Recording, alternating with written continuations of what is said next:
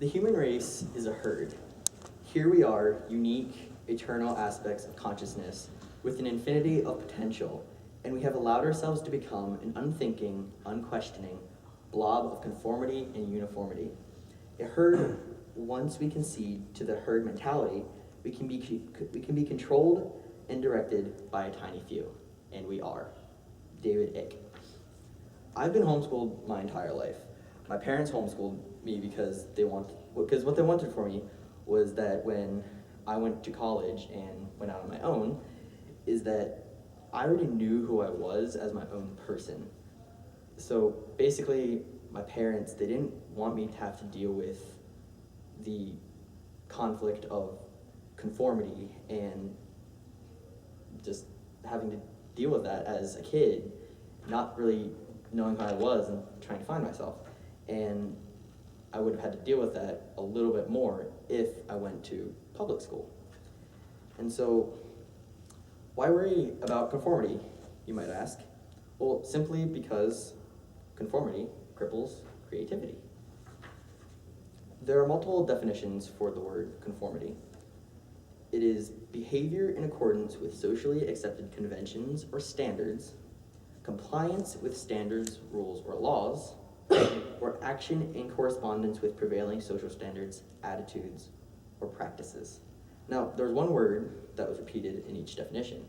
That word, standards. A standard is something established and recognized by society as a specific minimum acceptable limit. So essentially, when someone conforms to society, they're simply just trying to meet that acceptable limit.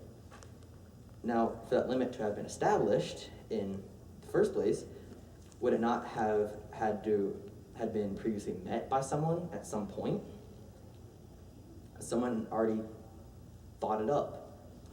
Now, the definition of creativity is the ability to use imagination or original ideas to create new methods, interpretations, or other ideas. When someone conforms to society, they're basing everything they think and do by what the standards are, and there is no creativity being used. For example, Benjamin Franklin created so many things that people might call him a genius. Well, he really wasn't that much smarter than the average person. He simply didn't conform and comply with the standards set by society. He was called crazy at times, but he went above and beyond what was considered the acceptable standards, allowing creativity to infect him and result in all the wonderful things he created. When we conform, we are basing everything we do on the so-called acceptable standards set by society. We need to let creativity flourish and manifest itself into something more within us.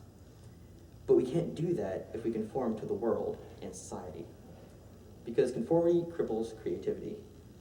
You don't have to be smart to be creative, simply just original. Prove that you won't conform, go above and beyond in everything you do, and be excellent. Thomas J. Watson once said, "Follow the path of the unsafe, independent thinker.